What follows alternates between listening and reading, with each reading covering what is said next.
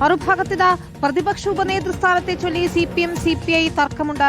അതിൽ ചർച്ചയിലും തീരുമാനമായിട്ടില്ല. പുറത്തു പറയാൻ തക്ക ധാരണയിൽ എത്തിയില്ല എന്ന് LDF കൺവീനർ TP രാമകൃഷ്ണൻ പറഞ്ഞു. LDF ഭിന്നതയില്ലെന്നും ചർച്ചകളിലൂടെ പ്രശ്നങ്ങൾ പരിഹരിക്കുമെന്നാണ് TP രാമകൃഷ്ണൻ പ്രതികരിച്ചത്. നിയമസഭയിലെ പ്രതിപക്ഷ ഉപനേതാവിൻ്റെ പ്രശ്നം CPI ഉന്നയിച്ചിട്ടുണ്ട്. CPM ആ നിലപാട് വ്യക്തമാക്കിയിട്ടുണ്ട്.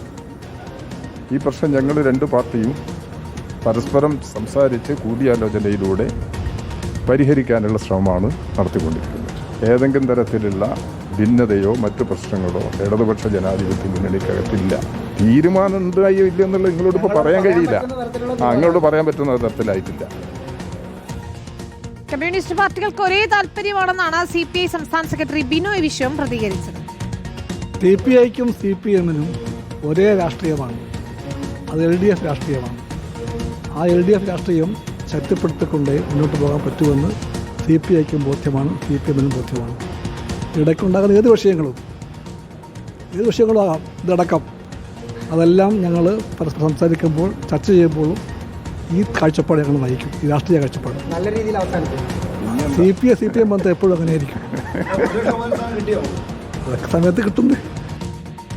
TV പ്രസാദാണ് ചേരുന്നത്. TV പ്രസാദ്, കമ്മ്യൂണിസ്റ്റ് പാർട്ടികൾക്ക് ഒരേ നിലപാട് തന്നെയാണ്. പക്ഷേ പ്രതിപക്ഷ ഉപനേതാവ് തർക്കത്തിൽ ഒരു സമവായത്തിലേക്ക് എത്തിയില്ല ഇന്നും എന്ന് വേണം മനസ്സിലാക്കാനല്ലേ? പ്രത്യേകിച്ച് കഴിഞ്ഞ ദിവസം ബിനോയ് വിശ്വം പറഞ്ഞത് ഓർമ്മയുണ്ട്. LDF ഒറ്റക്കെട്ടായി മുന്നോട്ട് പോകണമെങ്കിൽ ചില പങ്കുവെക്കലുകൾ അനിവാര്യമാണ്, കിട്ടിയേ തീരൂ. അതിൽ നിന്ന് ഏതായാലും പിറകോട്ടില്ല അല്ലേ?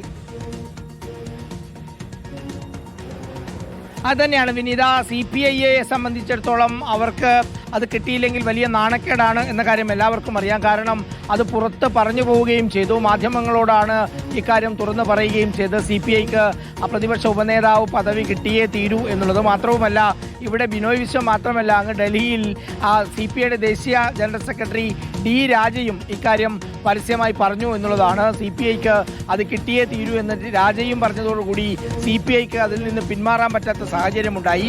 പക്ഷേ CPIഎമ്മിനെ സംബന്ധിച്ചിടത്തോളം പ്രതിപക്ഷ ഉപനേതാവ് പദവി വിട്ടുകൊടുത്തുകൊണ്ടുള്ള ഒരു ചർച്ചയ്ക്കും അവർ ഒരുക്കമല്ല. കാരണം അവരുടെ പാർട്ടി ഘടകം തീരുമാനമെടുത്ത് ആലോചിച്ചിട്ടാണ് അവർ തീരുമാനത്തിലേക്ക് പോയത് തന്നെ. മാത്രവുമല്ല, നിയമസഭയിലെ കഴിഞ്ഞ ദിവസങ്ങളിലെ പ്രകടനം കണ്ടാൽ നമുക്കറിയാം, KN ബാലഗോപാൽ ഏതാണ്ട് പ്രഖ്യാപിച്ചില്ലെങ്കിൽ പോലും പ്രതിപക്ഷ ഉപനേതാവായിട്ട് തന്നെയാണ് നിയമസഭയിൽ ഉണ്ടായത് എന്ന കാര്യവും നമുക്കെല്ലാവർക്കും അറിയാം. പക്ഷേ നിലവിൽ വന്നു ചേർന്ന പ്രതിസന്ധി എന്ന് പറയുന്നത് സമീപകാലത്തൊന്നുമില്ലാത്ത രീതിയിൽ ഇടതുപക്ഷ പ്രസ്ഥാനം അത് രണ്ടായി തിരിയുന്നു എന്നുള്ളതാണ് ഇതിലെ പ്രധാനപ്പെട്ട കാര്യം. കാരണം നിയമസഭയിൽ എന്ത് നിലപാടെടുക്കണം എന്ന് തീരുമാനിക്കാനുള്ള പാർലമെന്ററി പാർട്ടി യോഗം ചേരാൻ കഴിയാത്ത നിലയിലേക്ക് ഈ തർക്കം നീണ്ടുപോയി എന്നുള്ളതാണ്.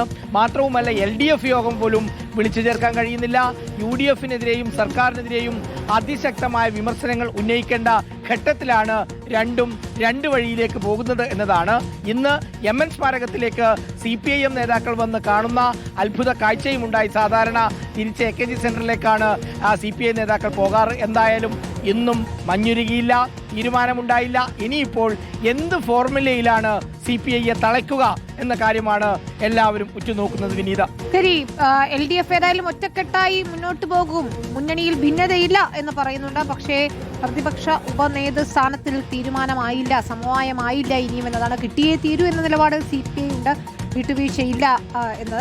പക്ഷേ അത് നൽകാനാകില്ല എന്നതാണ് CPIന്റെ നിലപാട്. ഇനി ചർച്ചകളിലൂടെ ഇതെങ്ങനെയാണ് പരിഹരിക്കാൻ പോകുന്നത് എന്നതാണ്. തെരഞ്ഞെടുപ്പ് തോൽവിക്ക് പിന്നാലെ അസാധാരണമായ ഒരു സാഹചര്യമാണ് LDFിലും CPMലും ഒക്കെ രൂപം കൊണ്ടിട്ടുള്ളത്. നമുക്ക്